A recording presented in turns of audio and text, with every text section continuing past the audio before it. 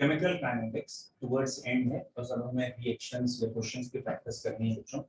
कई बच्चों ने एक दो क्वेश्चन भेजे हैं, वैसे ही क्वेश्चन की प्रैक्टिस करनी है डायरेक्टली, ठीक है। Zero order, first order, second order, third order के जनरल क्वेश्चंस जो होते हैं। चलिए बच्चों, जैसे कल उन्होंने भेजे हैं वो भी आपको डिस्कस कर लेते हैं साथ में ही, ठीक है।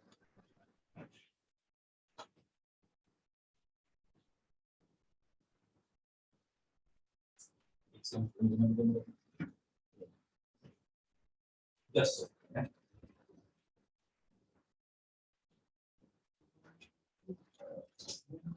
Yes.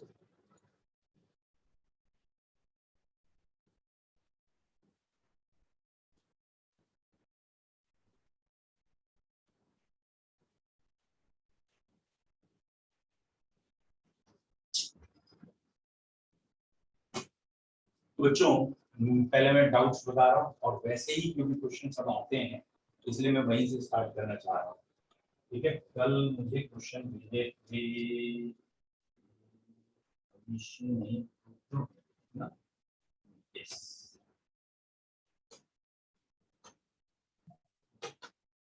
बच्चों ये जैसे इनका पहला क्वेश्चन देखिए, मैं एक एक करके यहीं पे एक्सप्लेन कर देता हूँ। पहला है for a reaction A plus B gives product P, the rate is given by R equals to K A into B square। तो यहाँ ये कहा गया है कि rate is given by this R is equal to K into B square। इसका मतलब ये ओवरऑल थर्ड ऑर्डर रिएक्शन है और यहाँ पे A के रेस्पेक्ट में ऑर्डर 1 है, B के रेस्पेक्ट में ऑर्डर 2 है। अब क्वेश्चन देखते हैं, how is the rate of reaction is affected when concentration of B is doubled. बच्चों यहाँ दिख रहा है रेट और B में रिलेशन सेकेंड ऑर्डर का है, यानी B की वजह से सेकेंड ऑर्डर रिएक्शन है, तो ऑब्वियसली कंसंट्रेशन डबल करेंगे, रेट 4 टाइम होगा। सही जवाब दिया बेटा, ठीक है। तो प्रथम ने या एक दो बच्चों ने और आंसर जो भी दिया है, तो यहाँ B के लिए सेकेंड ऑर्डर रिएक्शन है, तो R1 upon R2 is equal to, देखो A तो कट जाएगा, K कट जाएगा, लिखने की जरूरत ही नहीं है। B की कंसंट्रेशन शुरू में B1 है, बाद में डबल की है, 2B1 हो गई है और यहाँ स्क्वायर है। ये R2 इज इक्वल टू, ये कैंसिल होने के बाद 4 टाइम्स ऑफ R1 आ जाएगा और R2 is 4 times of R1, इसका मतलब ये रिएक्शन सेकेंड ऑर्डर की है। दूसरा है overall order of reaction when A is present in large access. बेटा अभी ऑर्डर ऑफ रिएक्शन कैसे निकाल रहे हो? ऑर्डर ऑफ रिएक्शन निकालने का तरीका क्या होता है? ऑर्डर ऑफ रिएक्शन होता है sum of powers of active masses. तो अभी तो ऑर्डर ऑफ रिएक्शन ये है, लेकिन अगर कोई टर्म एक्सेस में आएगा उसकी वजह से ऑर्डर 0 हो जाएगा, और अगर उसकी वजह से ऑर्डर 0 हो जाएगा तो इस केस में आंसर ये हो जाएगा कि order of reaction is dependent only on B, और B के लिए ये सेकंड है, 2 + 0 = 2, ये सेकंड ऑर्डर रिएक्शन। बोलो बच्चों, ये वाला क्वेश्चन जिस भी बच्चे का था आई होप सो क्लियर होना चाहिए, ठीक है। अब इनका अगला क्वेश्चन, इन्होंने 3-4 स्लाइड्स भेजी हैं, ठीक है, और ऐसे ही आप इसमें 18 भी है, इसमें 18 भी है 19 के ऊपर।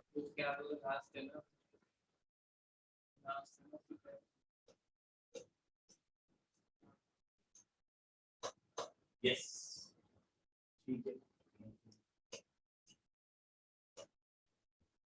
शायद ये मुझसे नहीं एक बेटा, हाँ सही कह रहे हैं। ये रहा इनका एक और क्वेश्चन, और ये इमेज जैसी है मैं वैसे ही बता देता हूँ बेटा।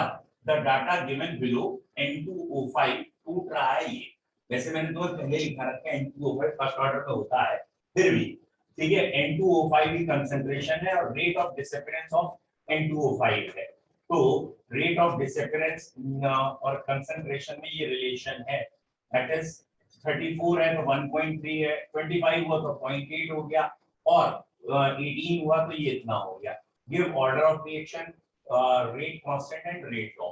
तो भैया क्या क्वेश्चन है, अगर आपको समझ में आया हो तो बच्चों ये क्वेश्चन है R1 इज इक्वल टू, ठीक है, आपको अगर फॉर्मूला याद है कि यहाँ इन्होंने कंसंट्रेशन और रेट दे रखा है, ये रहा कंसंट्रेशन और ये रहा रेट, तो R1 is equal to K, जो कि कट जाएगा, और कंसंट्रेशन पावर n ये निकालनी है। तो ये क्वेश्चन में गिवन है, ये क्वेश्चन गिवन है, ये क्वेश्चन में निकालना है। तो डायरेक्ट फॉर्मूला लगाएंगे R1 upon R2 concentration 1/2 power n। ऐसे ही दो बारी करके देखेंगे, एक बारी फिर एक बारी और। जैसे मैं पहले वाले में पुटअप कर रहा हूँ, रेट इन्होंने दे रखा है 34 × 10 की पावर -5 और दूसरी बार है 25 × 10 की पावर -5 और कंसंट्रेशन पहली बार में 1.13 × 10 की पावर -2 और दोबारा है 0.84 × 10 की पावर -2। मैं चाहूंगा कोई अगर किसी बच्चे के पास कैलकुलेटर है तो ये वाली कैलकुलेशन करके देख ले कि 34/25 गारंटेड और 1.13 अपॉन 0.84 ये दोनों बराबर आनी चाहिए मेरे हिसाब से। और अगर सपोज थोड़ी देर के लिए मैं कह रहा हूँ ये 1.3 आ रही है और ये भी 1.3 आ रही है और पावर निकालनी है, तो अगर बेस सेम होंगे तो पावर सेम होंगी, इसलिए n की वैल्यू 1 आएगी। तो इस क्वेश्चन में 3 पॉइंट हैं, 3 क्वेश्चन छोटे छोटे हैं। ऑर्डर ऑफ रिएक्शन जो कि 1 आएगा, पहले का आंसर आ जाएगा 1, ऑर्डर ऑफ रिएक्शन इज 1। दूसरा है इसमें रेट कांस्टेंट k निकालना है। जब ऑर्डर 1 आएगा तो r equal to k into concentration raise to power 1 रखेंगे। यहाँ r कोई भी एक वैल्यू जो आपको सबसे सिंपल लगे, जैसे मैं तो पहले वाले में पुट अप कर रहा हूँ क्योंकि यहाँ ये है रेट k निकालना है और पहले वाले में कंसंट्रेशन है 1.13 × 10 की पावर -2 और ये पावर 1 ही है, तो यहाँ k निकल जाएगा। तो यहाँ सेकंड आंसर इससे सॉल्व करके आएगा। थर्ड पॉइंट उन्होंने जबरदस्ती दिया है कि रेट लॉ लिखो, ये लिखा है, ये रेट लॉ ही है, बस इसे ऐसे लिखा जाएगा R is equal to concentration of N2O5 raise to the power 1। ये इसका तीसरा आंसर हो जाएगा। क्या आपको ये तीनों आंसर क्लियर हैं? बेटा एक एक करके ही बताऊंगा ना, जो स्लाइड आ गई मैंने वो बता दी, 18 वाली भी आएगी, चिंता ना करो, ठीक है? ओके, अच्छा उसी स्लाइड में होगा तो कोई बात नहीं, मैं अभी देख लेता हूँ। ओके, यहाँ 19 ही मुझे दिखा है स्लाइड में, इससे पीछे है तो अभी किसी और स्लाइड में आ जाएगा ना। हमने 4 स्लाइड देखी है यार, एक बार सर जूम इन करा हुआ है आपने इसमें। अच्छा, मुझे भी पता। गिव अ सेकंड, अगर जूम इन किया हुआ है तो 1 सेकंड लगेगा जूम आउट करने में, ठीक है? 1 मिनट कैसे पता लगेगा जूम इन है या आउट? चलो अरे उसका ऑप्शन वाला बटन देख लो ऊपर, तो 3 बार जूम कर यार रहना। चलिए बच्चों, अब ये जूम हो रहा है, ये जूम हुआ और ये जूम आउट कैसे होगा? सर पे डबल क्लिक कर दें, वो उसका स्क्रीन पे डबल है ना, वो फुल में दिखाएगा आपको, वो उसको निकलवा, वो पकड़ा, ठीक है? अब क्वेश्चन नंबर 65, अब ये बाकियों को नहीं दिख रहा होगा, कोई बात नहीं। 65 यहाँ दिख रहा है, a reactant has half life 10 minutes, ठीक है? a reactant has half life 10 minutes, calculate rate constant for first order reaction। बेटा अगर एक रिएक्टेंट की हाफ लाइफ 10 है और रेट कांस्टेंट पूछा है फर्स्ट ऑर्डर है, तो बेटा ये है फर्स्ट ऑर्डर का फॉर्मूला और हाफ लाइफ 10 दे रखी है, तो 0.693/10 यानी 6.93 × 10 की पावर -2 मिनट इनवर्स। 10 मिनट की ना, तो मिनट इनवर्स ये आ जाएगा। दूसरा है what fraction of reactant will left hour after 1 hour of the reaction. बेटा ये अच्छा क्वेश्चन है, 1 आवर के बाद कितना रिएक्टेंट रह जाएगा ये बताना है। तो आपका k तो आपको पता लग ही गया है, ये k है, तो k की वैल्यू ये आ गई, k is equal to 2.303 upon time 1 hour है। जरा ध्यान रखना, अगर आपने यहाँ मिनट रखा है k, यहाँ भी मिनट वाला ही रखना है, यहाँ 1 आवर नहीं रखना, 60 मिनट रखना है क्योंकि यहाँ मैंने मिनट में रखा है। लॉग आपका 100 मान लीजिए, फ्रैक्शन पूछा है, सॉरी फ्रैक्शन पूछा है, तो 1 इनिशियल लेंगे और जो बचेगा x होगा, इसे सॉल्व करें। जब आपसे फ्रैक्शन पूछा है तो आप ऐसे करेंगे। अच्छा, अगर मैं इसे 0.693 लिख के रहने देता तो 0.693 इंटू 10⁻�1 होता शायद। ठीक है, तो मैं कैलकुलेशन आपको खाली बताना चाह रहा हूँ कि log 1/x is equal to 6.93 into 10⁻⁻2 into 60 upon 2.303, ये कैलकुलेशन है। और ये मुझे मालूम है कि इसका ये और ये 0.301 होता है ना, 0.301 होता है, लेकिन एक डेसिमल इधर शिफ्ट हो गया है तो 3.01 हो जाएगा व्हाटएवर, है ना। तो ये आप सॉल्व कर लेंगे। फिलहाल ये जैसे अभी बता रहे हैं log 1/x की वैल्यू आ गई, कितनी आई है 1.805 व्हाटएवर। तो यहाँ से इसके बाद इसका एंटी लॉग ले लेंगे, फिर वो x आ जाएगा। अच्छा हाँ बेटा, ये लिखा है 0.693 अपॉन 10 ही 0.0693 होता है। ठीक है, तो इस क्वेश्चन में सबसे पहले पहली वाली इक्वेशन से a आ गया। ठीक है, पहले वाले क्वेश्चन का आंसर a आ गया, 0.0693 आ गया। और बस ये ध्यान रखना है ये मिनट्स में आया था, तो अगले वाले में 1 घंटे बाद कितना बचा है तो उसे 60 रख के फिर एंटी लॉग लेके निकालना है। बोल बेटा, क्लियर है? जिसका क्वेश्चन था उसे क्लियर है? गुड। नेक्स्ट, पहले इनके क्वेश्चन बता दे रहा हूँ बच्चों, फिर अभी आपका भी डिस्कशन होता है। फिर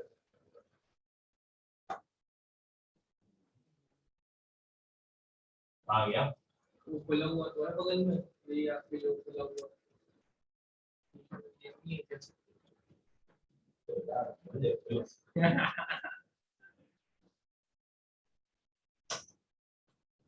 ये रहा 18 क्वेश्चन जो इन्होंने कहा था। 18 for a reaction H2 + Cl2 equal to twice HCl।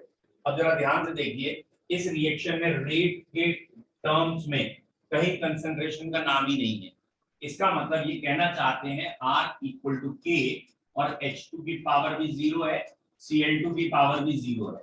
ये इनके रेस्पेक्ट में जीरो ऑर्डर रिएक्शन है। अब इन्होंने पूछा ऑर्डर क्या है, मॉलिक्यूलरिटी क्या है।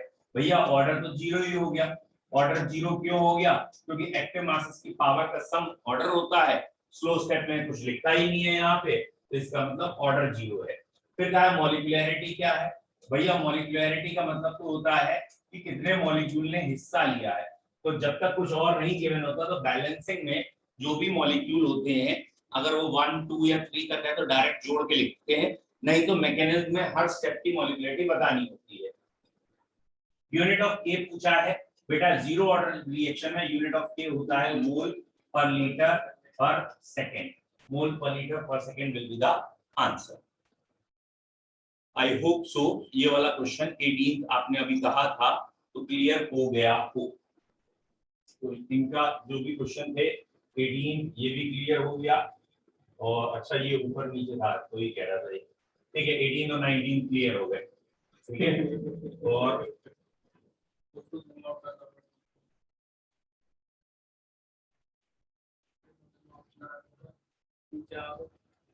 बेटा ये भी हो गया 37 और ये रहा 47, ये रह गया, ये और बता दो। ये 47 इन्होंने लिखा है in a first order reaction the concentration of reactant is reduced from 0.6 to 0.2 in 5 minutes, calculate the rate constant. भैया ये भी बिल्कुल पहला पॉइंट जैसे आज बात कर रहे हैं वैसा ही है। ठीक है, तो यहाँ पे ये कहा गया फर्स्ट ऑर्डर रिएक्शन है और रेट कांस्टेंट के निकालना है 2.303 और concentration is reduced from 0.6 to 0.2 in 5 minutes। 5 minute में है, 0.6 शुरू में है, बाद में 0.2 है, तो खास एफर्ट्स नहीं लगानी पड़ेगी। पॉइंट हट गए, ये 3 टाइम्स हो गया 2.303 into log 3 0.477 होता है अपॉन 5, 2 से मल्टीप्लाई डिवाइड कर लो। ठीक है, क्योंकि नीचे 10 हो जाएगा, ये 4.606 हो जाएगा।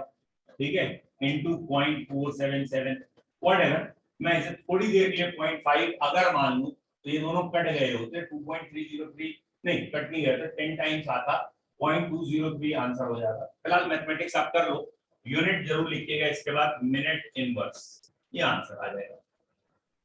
सर बुक में दिखा रहा है लौट के आ जाते हैं हम अपनी पढ़ाई में। ठीक है, हटा दीजिए बेटा। किसी क्वेश्चन में कोई डाउट है अब आपको? बोलो, हटा दूं? और किसी ने किया, मेरे को ध्यान नहीं है अभी। बच्चों और किसी का अगर डाउट हो तो दोबारा भेज दो प्लीज। अगर किसी और ने भेजे, मुझे ध्यान नहीं आ रहा किसके नाम से। फिलहाल मेरा जो थोड़ा टॉपिक बचा है वो तो पढ़ा दो, ठीक है? अच्छा ठीक है बेटा। पार्थ बेटा, मैंने एमसीक्यू शीट पहले दिन ही भेज दी है, पहले दिन ही एमसीक्यू भेज दिए इस चैप्टर की शायद। ठीक है, नहीं मिली है तो आज मैं दोबारा देख के सॉलिड से फिर उसकी भेजता हूँ। ठीक है, अब हम जो हेडिंग पढ़ रहे थे उसे देखते हैं। बच्चों हम हेडिंग पढ़ रहे थे कि how we determine order of reaction. ये जो क्वेश्चन आते हैं ना, ऑर्डर ऑफ रिएक्शन, तो एक हेडिंग हमने ऑर्डर ऑफ रिएक्शन की पहली पढ़ी थी, बाय यूनिट ऑफ के। के की यूनिट से ऑर्डर ऑफ रिएक्शन निकालते हैं, और के की यूनिट हमने पढ़ी थी, that is concentration raise to the power 1 minus n time inverse, या फिर litre raise to the power n-1, mole raise to the power 1 minus n time inverse. तो एक तो हम ऑर्डर ऑफ रिएक्शन यहां से बता सकते हैं। दूसरा, अगर आपको याद आ गया हो, दूसरा अभी हमने ऑर्डर ऑफ रिएक्शन जो आज डिस्कस कर लिया या कल भी किया था, दैट इज हम ऑर्डर बता सकते हैं इस फॉर्मूले से, R equal to K C की पावर n। यहां से ऑर्डर निकाला जा सकता है, यानी रेट और कंसंट्रेशन को ध्यान में रखते हुए कि कंसंट्रेशन कितने टाइम किया, रेट कितने टाइम हो गया, वहां से ऑर्डर ऑफ रिएक्शन बताया जा सकता है। ये सबसे ज्यादा क्वेश्चन कंस्टिट्यूट करता है। तीसरा हम ऑर्डर ऑफ रिएक्शन बता सकते हैं बेटा, अगर हमें किसी रिएक्शन की हाफ लाइफ गिवन और कंसंट्रेशन गिवन है, तो इनिशियल कंसंट्रेशन और हाफ लाइफ में रिलेशन देख के बता सकते हैं। शायद आपको याद आ रहा हो। तो बेटा हाफ लाइफ का जनरल फॉर्मूला ये है कि half life is proportional to concentration raise to the power 1 minus n। ठीक है, half life proportional to concentration raise to the power 1 minus n। तो अगर जीरो ऑर्डर है, इफ n इज जीरो, यहाँ zero रख के देखिए तो half life is directly proportional to concentration दिखेगी। आप n 1 रख के देखिए इस फॉर्मूले में, तो हाफ लाइफ इज कांस्टेंट दिखेगा, +1 -1 कट जाएगा, और n अगर आप 2 रखेंगे तो half life is inversely proportional to concentration दिखेगा। ऐसे ही बेटा अगर आप n3 रखेंगे थर्ड ऑर्डर, तो half life is inversely proportional to square दिखेगा। तो जो भी ऑर्डर है उसके हिसाब से हाफ लाइफ डिपेंड करती है। यहाँ लास्ट में मैंने स्क्वायर लिखा है, ठीक है, यहाँ मैंने बच्चों ये स्क्वायर लिखा है, ठीक है। तो हाफ लाइफ से भी हम ऑर्डर बता सकते हैं। तो ऑर्डर बताने के अभी हमने 3 तरीके देखे। जब भी एग्जाम में क्वेश्चन हो तो सबसे पहले देखिएगा के की यूनिट, क्योंकि ये के जो है ना उसको स्पेसिफिक रेट बोल देते हैं और लीटर पर मोल पर सेकंड दे देते हैं।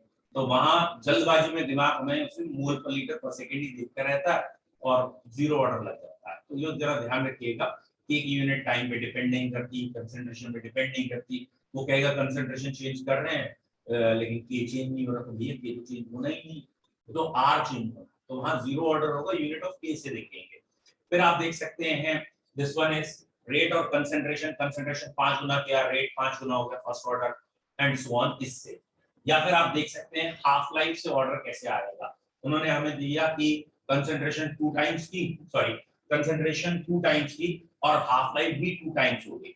तो कंसंट्रेशन और हाफ लाइफ अगर डायरेक्टली प्रोपोर्शनल है तो ये रिएक्शन जीरो ऑर्डर की होगी। जल्दबाजी में बच्चों से गलती क्या हो जाती है बेटा, जरा ये ध्यान गलती ना हो, रेट और कंसंट्रेशन डायरेक्टली प्रोपोर्शनल है तो रिएक्शन फर्स्ट ऑर्डर है, रेट और कंसंट्रेशन प्रोपोर्शनल है तो फर्स्ट ऑर्डर है, और हाफ लाइफ और कंसंट्रेशन प्रोपोर्शनल है तो जीरो ऑर्डर है।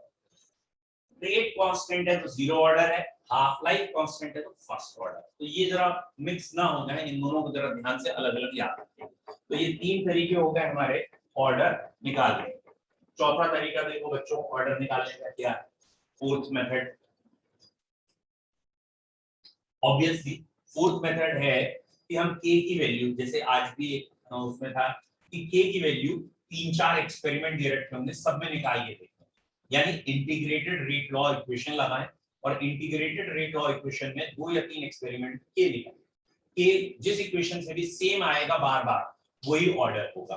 तो जीरो ऑर्डर रिएक्शन में तो फ्रॉम स्पेसिफिक रेट तो स्पेसिफिक रेट, ठीक है, और ये कहां से देखना है, integrated rate law equation, integrated rate law equation.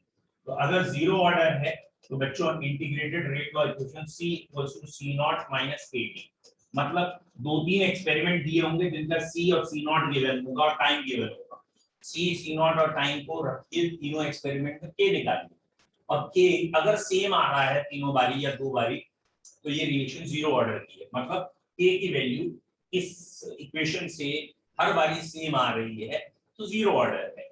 और अगर यही फर्स्ट ऑर्डर रिएक्शन है तो आप चाहें तो इसी के आगे लॉग लगा लीजिए और चाहें ऐसे लिख सकते हैं, आई होप सो याद हो, K is equal to 2.303 upon T log C naught upon C naught minus x या C नॉट अपॉन C।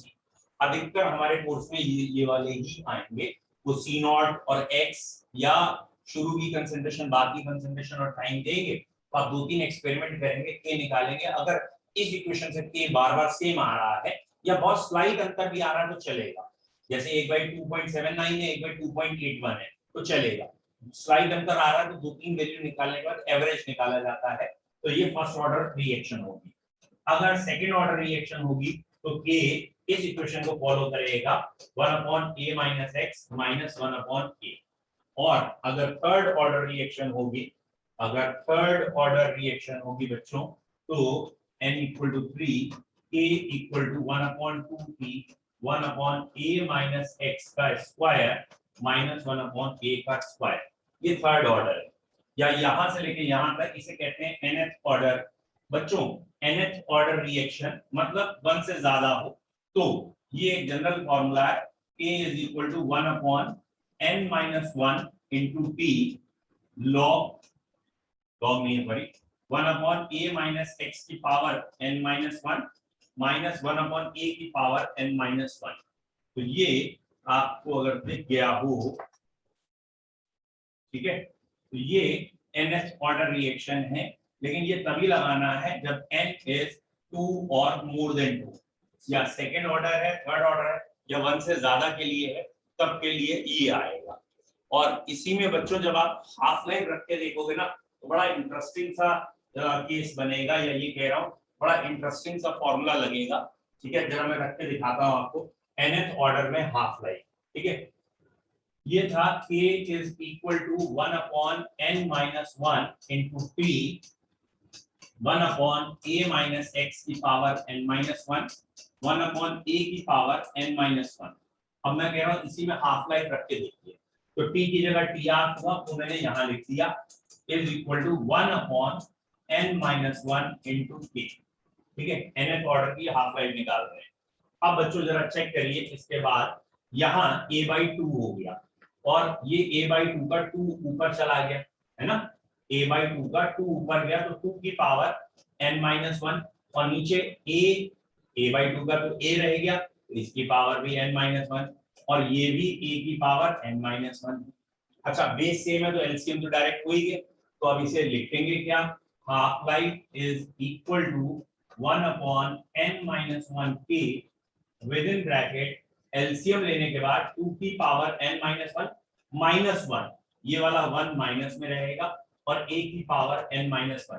तो ये देखने में जब ऑब्जेक्टिव में क्वेश्चन आता है ये फॉर्मूला बड़ा अजीब सा या ये कहें कि अलग सा ही लगता है, और ये बीच में मैंने माइनस साइन लगाया है थोड़ा सा बड़ा बना हुआ है बट इट इज माइनस, ठीक है। तो ये nth ऑर्डर है जब n की वैल्यू 2 या 3 होगी, ठीक है।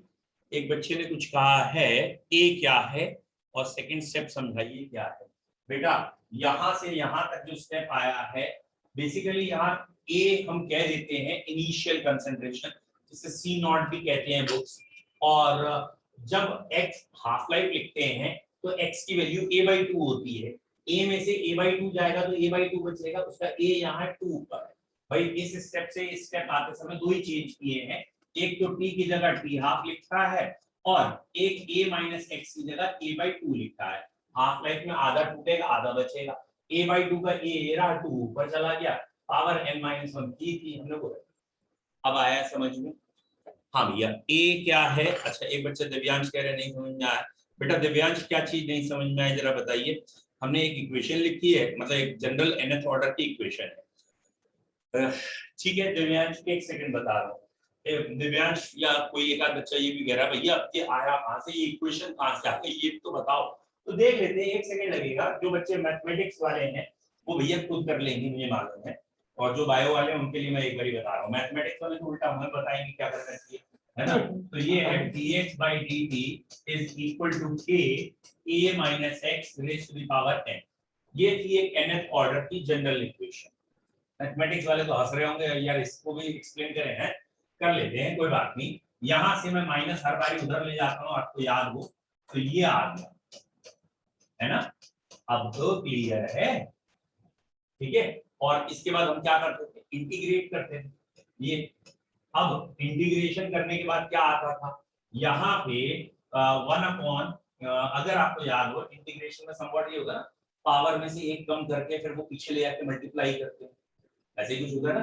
तो पावर की वैल्यू यहाँ n सर वो डिफरेंशिएशन पीछे ले जाके मल्टीप्लाई हो जाएगा। तो भैया इसको वैसे ही आप करेंगे n-1, और जैसे भी मल्टीप्लाई करना है, और उसके बाद a की पावर n-1 व्हाटएवर, इसको आप खुद करके देखिए, kt प्लस c या इंटीग्रेशन कांस्टेंट i, ठीक है, माइनस kt प्लस। तो भैया ये, और इसके बाद इंटीग्रेशन कांस्टेंट की वैल्यू निकालोगे। कैसे निकालोगे वैल्यू, जब आप टाइम 0 रखोगे तो कांस्टेंट की वैल्यू आ जाएगी, वो यहाँ पर तक हो जाएगी, फिर सॉल्व करो। समझ में आया? तो जो मैथमेटिक्स वाले हैं वो तो कर ही लेंगे। तो ये इक्वेशन जो एक आध बच्चे ने पूछा था ना कि ये इक्वेशन आई कहाँ से, ये nth ऑर्डर इक्वेशन आई कहाँ से। तो जब भी ऑर्डर 1 होता है तो 1/x का पूर्ण इंटीग्रेशन log x होता है, लेकिन 1/x² x³ कुछ हो तो वो पावर एक कम करके पीछे मल्टीप्लाई करते थे, ऊपर पावर एक कम कर देते हैं, वहां से इंटीग्रेट करके ये इक्वेशन। अब तो क्लियर होना चाहिए दिव्यांश। हाँ वेरी गुड, बिल्कुल सही कहा एक बच्चे ने। हाँ दिव्यांश ने कहा ये माइनस, सर ये a माइनस एक्स है।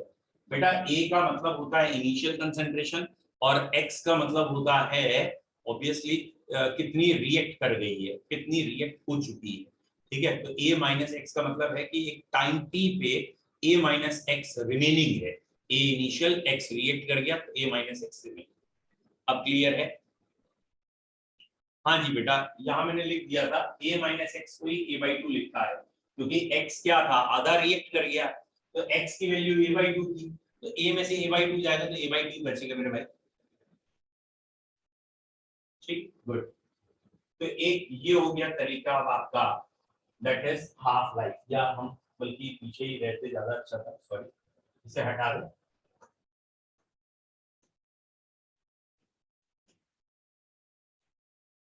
ठीक है, तो थोड़ा पीछे ही रहना चाह रहा हूँ आपको ये दिखाने। तो ये हुआ हमारा चौथा तरीका ना।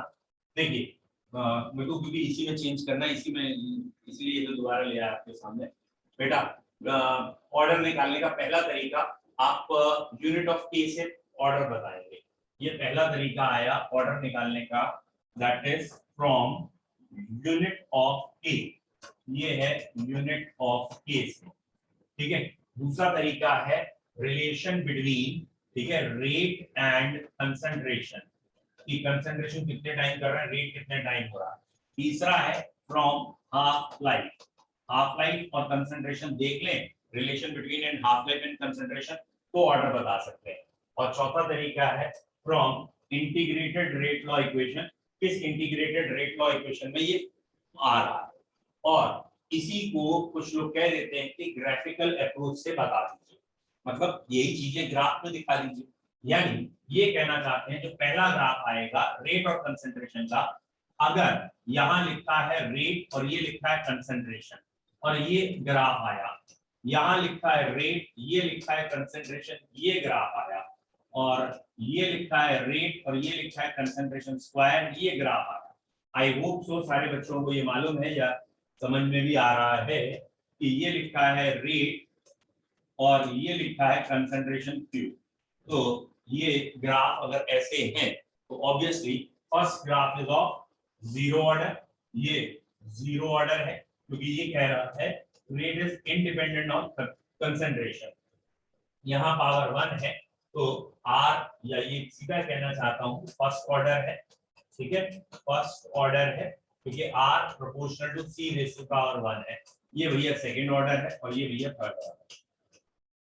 तो एक ग्राफ तो ये बना के बताया जा सकता है। दूसरा, अगर ये ग्राफ बना है बच्चों, अगर ये ग्राफ बना है, ठीक है, ये और ये लाइन लगी, ये कौन से ऑर्डर का है, जीरो या फर्स्ट? ठीक है, वेरी गुड, बहुत बढ़िया बच्चों।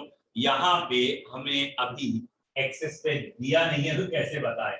अगर ये खाली कंसंट्रेशन और टाइम है और ये K है और ये C नॉट है, तो ये जीरो ऑर्डर है। लेकिन इसी ग्राफ में अगर ये LNC या लॉग ऑफ कंसंट्रेशन है और ये टाइम है और यहाँ LNC नॉट आ जाए, तो यही ग्राफ फर्स्ट ऑर्डर का हो जाता है। तो आपको याद रखना है कि ये है फर्स्ट ऑर्डर और ये है जीरो ऑर्डर, और इक्वेशन आपको मालूम ही है, ठीक है, C equals to C naught minus KT। और ये, और अगर मैं आपसे सेकेंड ऑर्डर और थर्ड ऑर्डर का ग्राफ कहूं, वैसे तो कोई खास जरूरत नहीं है आपको, फिर भी एक बार एक जनरलाइज बता दूं कि सेकेंड ऑर्डर का ग्राफ वो A equal to 1/T 1/A minus x है ना, माइनस 1/A से है। अब मैं इसे अगर थोड़ा सा चेंज करूं तो ये हो गया KT plus 1/A equal to 1/A minus x। ये हुआ सेकेंड ऑर्डर रिएक्शन। अब अगर आप ध्यान से देखें तो यहाँ पे ये ग्राफ है A minus x raise to the power minus 1, ये हो गई y एक्सिस, T हो गई x एक्सिस, ये हो गया आपका स्लोप क्योंकि पॉजिटिव में है K, और ये हो गया आपका इंटरसेप्ट, यहां से लेके यहां तक की वैल्यू 1/K। तो ये सेकेंड ऑर्डर का ग्राफ आएगा और ये यूजुअली कॉम्पिटिशन में ही आता है second order. Obviously third order में भी ग्राफ ऑलमोस्ट सेम ही है। थर्ड ऑर्डर की जनरल इक्वेशन क्या आएगी बच्चों? थर्ड ऑर्डर की जनरल इक्वेशन आएगी KT या twice KT is equal to 1 या इक्वल टू क्यों लगाया मैंने, सॉरी, ठीक है, plus 1/A square equal to 1/A minus x का होल स्क्वायर। ये थर्ड ऑर्डर है। तो इस थर्ड ऑर्डर में बच्चों यहाँ पे जो ग्राफ है वो A minus x raise to the power minus 2 और ये T में है, ये स्लोप है। बेटा इसे 2K लिखना चाहो तो 2K लिख दो, या फिर 2 भी कांस्टेंट है K भी कांस्टेंट, तो K से भी काम चल सकता है। और यहां से यहां तक की वैल्यू दैट इज इसे A की पावर माइनस 2 कह दो या 1/A की पावर स्क्वायर कह दो, बात एक ही है। तो ये वाला ग्राफ थर्ड ऑर्डर इक्वेशन का आता है, ये सेकेंड ऑर्डर का आता है जो रेयरली पूछे जाएंगे, और ये वाले ग्राफ फर्स्ट और जीरो के ये हमारे कोर्स में बहुत पॉपुलर है।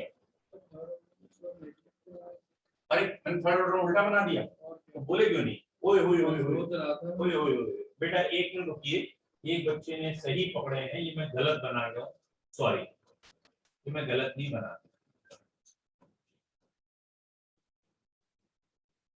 ये जल्दबाजी में काम गलत, बेटा थर्ड ऑर्डर का ग्राफ गलत बना गया मैं, सॉरी। ये ग्राफ ऐसा आएगा A माइनस एक्स माइनस 2, यहाँ पे टाइम, यहाँ पे ट्वाइस के, और यहाँ पे ये दैट इज A की पावर माइनस, ये आएगा। आप सही, मैंने गलत बना दिया था थर्ड ऑर्डर का ग्राफ, सॉरी। ये थर्ड ऑर्डर का ग्राफ ऐसा आएगा, ठीक है। बोलो बच्चों, क्या आपको zero first second third order और ये इंडिया ग्राफ ये सारी चीजें क्लियर है? ठीक है, तो आई होप जो चैप्टर हमारा फिनिश हो गया है, एक बार इसको थोड़ा सा बुक से भी देख लेते हैं, ठीक है, एक बार चेक कर लेता हूँ कोई टॉपिक रह ना जाओ, ठीक है। एक क्वेश्चन रह गया वो करा देता हूँ फर्स्ट ऑर्डर का, वैसे आप कर लोगे लेकिन फिर भी एक क्वेश्चन मैं आपको करा देता हूँ। ये कंपाउंड है C6H5N2Cl, it is benzene diazonium chloride, क्या और कोई कंपाउंड, और इसकी हमने, ठीक है, ऐसा कोई भी कंपाउंड ले लें कहने का मतलब है, और इसकी रिएक्शन की, और रिएक्शन करने के बाद ये चेंज हो गया C6H5Cl और N2 गैस में भी, और बेटा हमने इस N2 गैस का वॉल्यूम मेजर कर दिया है, इस N2 गैस का हमने क्या मेजर किया है, वॉल्यूम। और अब हम कह रहे हैं कि बताइए क्या ये फर्स्ट ऑर्डर रिएक्शन है या नहीं है, और अगर ये फर्स्ट ऑर्डर रिएक्शन है तो इसका फॉर्मूला क्या है। तो वॉल्यूम ऑफ गैस एट, ठीक है, टाइम p, देखो भैया रिएक्शन जब शुरू ही नहीं हुई है टाइम 0, उस समय तो कोई गैस निकलेगी, ये टूटेगा तभी तो गैस निकलेगी। तो भैया टाइम t पे वॉल्यूम देखेंगे and at end of reaction are Vp and V infinite, ये नाइट्रोजन गैस का वॉल्यूम मिला। या अगर हमने बहुत पॉपुलर क्वेश्चन है H2O2, जिसकी वजह से मैंने ये दिया अभी, ये H2O2 जो ऑक्सीजन गैस निकलती है और हम इसका वॉल्यूम मेजर करते हैं, ठीक है। तो वॉल्यूम Vp और V इनफाइनाइट गिवन है, ठीक है। अब मैं बात करूं, अगर ये वॉल्यूम है तो K का फॉर्मूला कैसे लगाना है। K equal to 2.303 upon T log, मैं पहले डायरेक्ट लिख रहा हूं, चेक करिए कि आपको समझ में आ रहा है। V infinite upon V infinite minus V, ये मैंने लिख दिया। ये आपको एक बार समझना है कि बेटा what is V infinite. V infinite क्या है? V इनफाइनाइट बेसिकली यही तो बता रहा है रिएक्शन खत्म हो चुकी, कितना वॉल्यूम आया, तो जितना वॉल्यूम आया वो करस्पॉन्ड करेगा कितना शुरू में ये था। भैया जितना ये शुरू में होगा वही टूट के तो वो देगा, जब ये पूरा टूट जाएगा वो पूरा बन जाएगा, तो वो पूरा जो बना है वो प्रोपोर्शनल है कितना है। अब मुझे चाहिए था टी टाइम के बाद कितना रिएक्टेंट बचा, तो टी टाइम तक कितना रिएक्टेंट रिएक्ट कर गया है। भैया टी टाइम का Vt रिएक्ट कर गया, और अगर Vt रिएक्ट कर गया तो बचा कितना, शुरू में V इनफाइनाइट था, Vt रिएक्ट कर गया, इसलिए बचा है V इनफाइनाइट माइनस Vt, ठीक है। एक बार एग्जांपल से क्लियर करते हैं, जिन बच्चों को ये चीज समझ में नहीं आई उनके लिए। ये फॉर्मूला वॉल्यूम ऑफ गैस का है, एग्जांपल से देख लीजिए। लिखिए, एक पर्स है जिसमें बहुत पैसे, ठीक है, एक पर्स आपको पड़ा मिल गया है जिसमें बहुत पैसे थे, ठीक है, और इतने थे कितनी बार तुमने क्या किया, खर्चा करना शुरू कर दिया। सुबह 9 बजे से शॉपिंग पे निकल 9 AM, ठीक है, तो सुबह 9 बजे शॉपिंग करने निकल रहे हो, तो पर्स में जो भी अमाउंट था, ये अमाउंट पता नहीं कितना है, आपने शॉपिंग शुरू कर दी। लेट सपोज 12 बजे तक, या चलिए लेट सपोज 4 घंटे ले रहे हैं, 1 बजे तक आपने शॉपिंग की, और इन 4 घंटों में लेट सपोज आप कोई 2 रुपए की शॉपिंग कर पाए, बहुत पैसा है, बहुत पैसा, तो 2 रुपए आप शॉपिंग कर पाए थे 4 घंटे। फिर आप शाम 5 बजे तक शॉपिंग करते रहे लगातार, ठीक है। अच्छा भैया AM PM भी बता रहे, ठीक है, एक आदमी मुझे बता रहा है यहाँ AM आएगा PM आएगा, अगर तुमसे फुल फॉर्म पूछ ली ना हालत खराब हो जाएगी, ठीक है। अब एक और आया, बोले मेरे को फुल फॉर्म नहीं पता। चलिए ये AM PM का चक्कर छोड़िए, मतलब वो ये केमिस्ट्री से भटक जाते हैं, पूछो कुछ, फोकस कहीं और। तो 9 बजे पर्स में कितने पैसे नहीं पता, 1 बजे तक 4 घंटे लग गए, जो खर्चा किया, लेविश खर्चा किया, 2 रुपए खर्चा किया, फिर अगले 4 घंटे और खर्चा किया, पर्स खाली हो गया, और जब पूरा पर्स खाली हो गया तो हमने हिसाब लगाया कितने रुपए टोटल यहाँ तक खर्च हुए हैं, ये सब मिला के लेट सपोज 3 रुपए टोटल खर्च हुए, पर्स में टोटल सुबह 3 रुपए थी, मतलब वही समझ में आया। हमने टोटल हिसाब लगाया तो 3 रुपए खर्च हो गए, ठीक है। हमने सारी चीजें देखी, ये इतने का खरीदा, वो इतने का, वो इतने का, वो इतने का, सबको जोड़ के देख लिया तो पता चला 3 रुपए का खर्चा होगा, तो इसका मतलब सुबह पर्स में 3 रुपए थे। अब मैं आपसे पूछा, नहीं भाई बताओ 1 बजे तक कितने पैसे पर्स में बचे हुए थे, तो 1 बजे तक 2 रुपए खर्च हो गए तो 1 रुपया बचा हुआ था। बेसिकली अगर आपको ये समझ में आ गया तो ये इनफाइनाइट है, ये Vp है, और हमें बताना होता है कि टी टाइम के बाद कितना बचा है। V इनफाइनाइट बताता है इनिशियल कंसंट्रेशन, Vt तो खर्च हो चुका है, तो बचा हुआ कितना है, V इनफाइनाइट माइनस V। इस एग्जांपल को वहां से रिलेट कर लीजिएगा तो आपको आ जाएगा। हाँ, एक बच्चे ने बताया सर शॉपिंग हमने क्या मेलोडी की थी। हाय भाई, ये वो बच्चे हैं जो वो है ना दिमाग की बत्ती जला दे, कौन सी टॉपी है ना, वही खा के बैठ गए सारे के सारे, ठीक है। खाली मतलब कई बार मैंने समझाया है, ये सारे एग्जांपल्स की वैल्यूज इसलिए ली जाती हैं कि आपका ब्रेन ज्यादा एक्टिव हो जाए, उसको कैच करने की कोशिश करे। उससे अटैच होने की कोशिश करो। अब आप क्या करते हो ना, एग्जाम्पल से ही अटैच हो जाते हो, केमिस्ट्री से अटैचमेंट ही छोड़ देते हो। आप वही शॉपिंग गाय की हुई, क्यों हम कह रहे हैं भैया शॉपिंग को यहाँ से रिलेशन कर दो, वो कह रहे ना हमें तो मेंटोर्स के बारे में बताओ तुम, जो तुमने दिमाग की बत्ती जलाने के लिए कहा। ठीक है, it is a natural way, हमारा ब्रेन इसे जल्दी कैच करता है, एग्जाम्पल से रिलेशन जल्दी निकालता है, इसलिए बता, है ना। चलिए, ये आपका हो गया topic, this is called as chemical kinetics. और बेटा आप ऐसा करेंगे, केमिकल काइनेटिक्स के डाउट्स आप निकाल लेंगे और कल भेज देंगे। फर्स्ट 4 चैप्टर्स कंप्लीट हो गए हैं, सॉलिड स्टेट हो गया है, सॉल्यूशन हो गया है, इलेक्ट्रो हो गया, काइनेटिक्स हो गया। तो फिजिकल केमिस्ट्री के 5 चैप्टर हैं, 5 में से 4 हो गए। अगर आप लोग कहेंगे तो मैं 5वां कल करा दूंगा, विच इज स्टार्ट करा दूंगा, मतलब सरफेस केमिस्ट्री। और अगर चाहेंगे तो इनऑर्गेनिक शुरू करेंगे। 6 चैप्टर हमारा है मेटलर्जी, आइसोलेशन, लेकिन 6 चैप्टर लास्ट ईयर कोर्स से हटा दिया गया था, जब कोर्स कम किया गया था तो 6 चैप्टर हट गया। तो इफ यू वांट, क्योंकि कोर्स से कोई लेना देना नहीं है, हटे ना हटे हमें करना है, तो 6 चैप्टर स्टार्ट कर देंगे।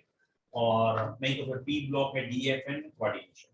कंप्लीशन पॉइंट ऑफ व्यू से सबसे important coordination, D and F, जिससे बहुत सारे क्वेश्चन आते हैं।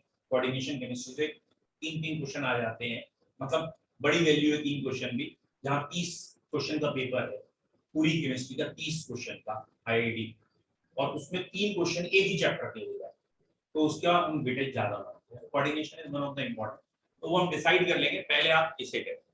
अच्छा, एक आध बच्चे ने लिख के भेज दिया है कि सर 5 चैप्टर हाफ ईयरली में आ रहे हैं।